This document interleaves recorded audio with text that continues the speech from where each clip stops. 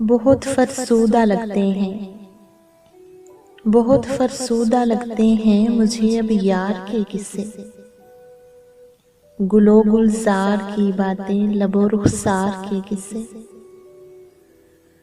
یہاں سب کے مقدر میں، یہاں سب کے مقدر میں فقط زخم جدائی ہے، سبھی جھوٹے فسانے ہیں وصال یار کے قصے۔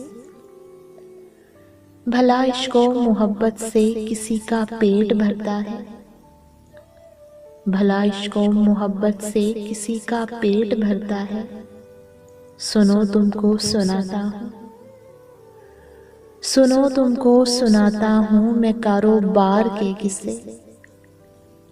میرے احباب کہتے ہیں، میرے احباب کہتے ہیں یہی ایک عیب ہے مجھ میں، سرے دیوار لکھتا ہوں، سرے دیوار لکھتا ہوں پسے دیوار کے قصے۔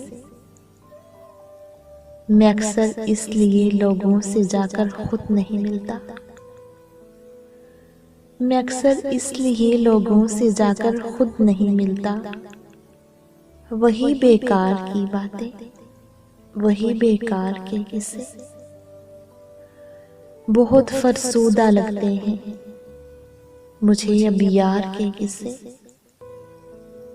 گل و گلزار کی باتیں، لب و رخسار کے قصے، لب و رخسار کے قصے۔